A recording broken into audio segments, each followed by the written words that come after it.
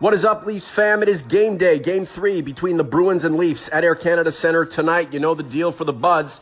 It's pretty much a must-win. Oh, by the way, this is the Leafs Convo. I'm Norm James. We're about to join Mike Augello, who's at ACC, with some interesting news. I'm not sure you're going to like it. The conversation starts now.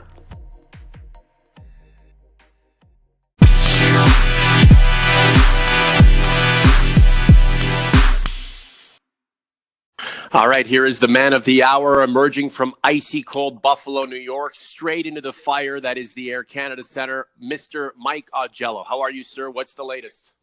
Good morning, Norman. It's icy, almost more icy in Toronto in terms of weather conditions, but I know there's a fever amongst Maple Leaf fans for Game 3 tonight, where the Leafs, if they can get back on the winning track, would be back in this series against the Boston Bruins. Well, I'm glad you made it to Toronto safe and sound. Let's hope the Leafs can secure a win safe of the evening, because they certainly need one, not wanting to go down 3-0 to the Boston Bruins. So Chris Johnson sent out a tweet with some of the Leaf lines for tonight. Thomas Plekanec, the guy we thought should have been packaged up, sent on a via rail train back to Montreal, is on the second line centering Marleau and Marner. Now, Dominic Moore looks like he's centering the fourth line in between Janssen and Kapanen. Give us the details on that, the thinking amongst the media crew down there. And I don't know, has Mike Babcock said anything about this situation? Well, Babcock in his post-morning skate comments said that, Plekanec had played and has vast experience against the Bruins with his days in Montreal, has played against Bergeron before, and it almost sounds like he's going to put Plekanec in a checking role against the Bergeron, Marchand, and Pasternak line. I mean, it may not be all the time. They may mix in, more as a head-to-head matchup against Bergeron, but it sounds like Plekanec is going to get that defensive role. And, I know that from my own personal view, I'm very skeptical. He has been an albatross in the first 2 games in a fourth-line role. Maybe he feels more comfortable as a second-line center with creative players like Marleau and Marner on his wings. But honestly, and then Babcock has confidence in him based on his experience, but based on the eye test that I've seen for 13 or 14 regular season games and 2 playoff games, I don't understand this move. If you don't pass the Mike Augello eye test, you're in big trouble, my friends. This is the Leafs Convo. I'm Norm James in London, Ontario. Mike Augello right in the heart of it, in the middle of the biggest hockey market on the planet.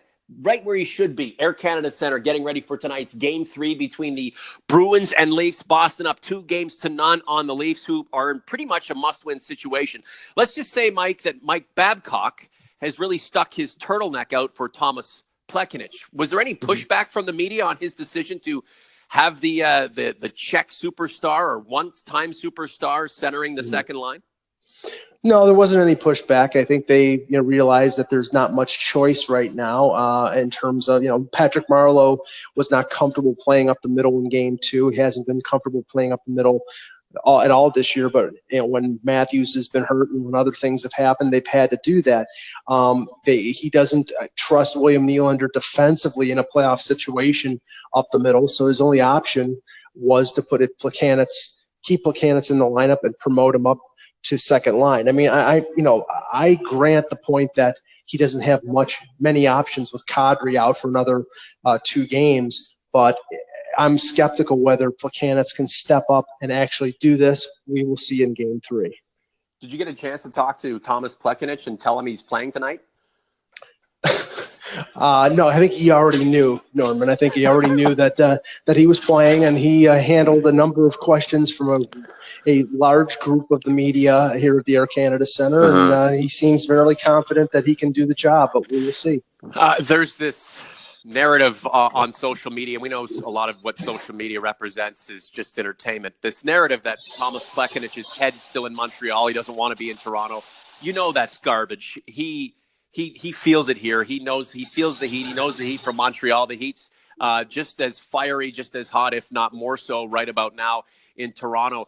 I'm hoping that Thomas Plekanec can dig a little deeper tonight and find a way to not only be a force in this game, but reward the damn coach for having confidence in him, because a lot of other coaches probably wouldn't have gone to this stage with a guy like Plekanec. And again, I think it's a byproduct of not having the options. As you mentioned, Nazem Kadri still serving suspension, unfortunately. But I really hope that Thomas Plekanec defies the odds tonight and has a big game and contributes positively and even offensively, if you will, to a Maple Leaf victory. I mean, are you getting any sense about that, Mike? And here's the other thing, too, and I mentioned this on social media, that we wanted to be as positive as we possibly could be in this podcast leading up to tonight's game because, look, things have been really negative. Give us some positivity. You know, I know you're not big on Thomas Plekanec. Many aren't right now. I don't know, maybe conceive a way that he might be able to be a positive player tonight. Well, I really can't, but I'll give you a positive. I'll give you a positive in terms of, you know, the Leafs turning it around. Sure. Freddie Anderson's had 2 pedestrian games, 3 goals on 5 shots in game 2. Austin Matthews doesn't have a point in the series. That's the exception to the season. They've both been extremely consistent performers all year. So do I think that they can step up and play to the level that we've seen for most of the season? Yes. Do I think that a lot more of this club, a lot more of the players on this club can step up? Yes. Do I expect Thomas Plekanec to? No. But I think that the star players on this team really haven't shown up in the first 2 games of this series. And if they're to get in the positive column here in terms of a win in game 3, then you're going to see Matthews and Marner, Nylander, and Anderson step up and do something positive. This is the Leafs Conversation. Mike Augello, Norm James. You can download this podcast wherever podcasts are available. We're also on YouTube now. Go check it out, the Leafs Convo. I was on Free FM in London, the morning show hosted by Steve Stacks, Mindy Blair. Fantastic stuff. Classic rock. If you like it, find them online. Tune them in constantly.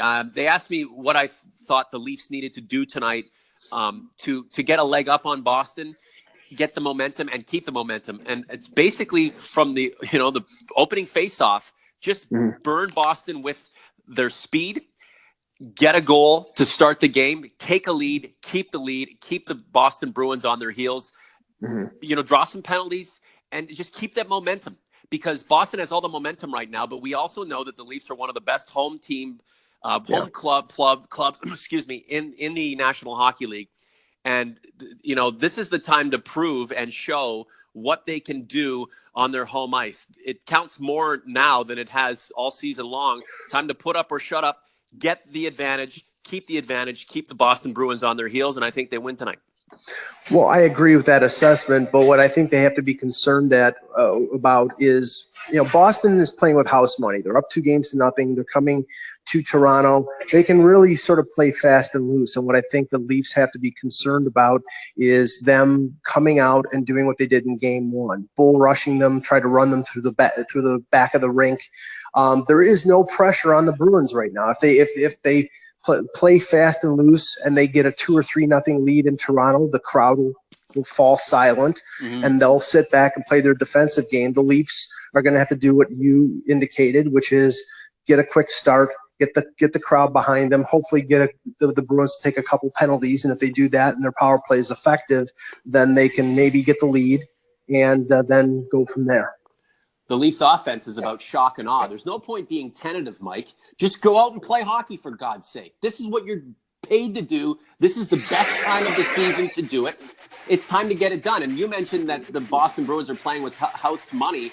That is correct. The Leafs are playing with a lot of pressure right now, but this is what it's about. This is the pressure-packed time of the year. You have to face your adversity. You have to, try to conquer it. And if you can, you're back in the series. If not, you're down 3-0, and who knows? It's all out the window for Game 4. Mike, last point goes to you.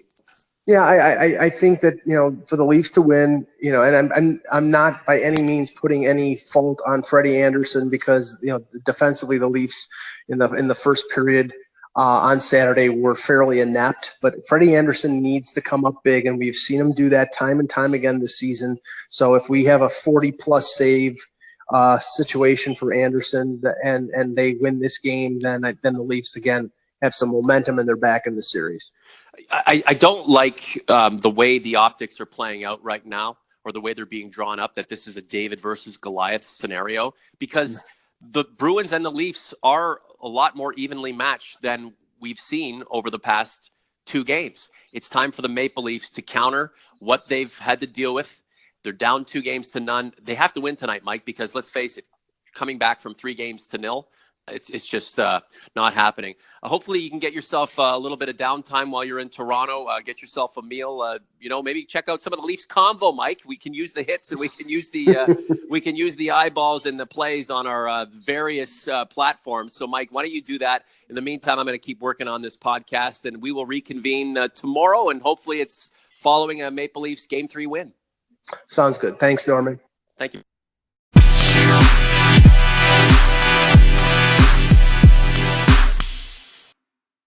Remember that Will Arnett voiced item before Game 1, Bruins Leafs? The whole concept of talking in hockey, all the talking, and now that the playoffs are here, the talking has to subside and the playing has to begin. We know the Leafs haven't done much playing over the first 2 games of the series, hence the reason they're down 2-0 to Boston. But there is a lot of opportunity to play going forward. It has to start tonight, though.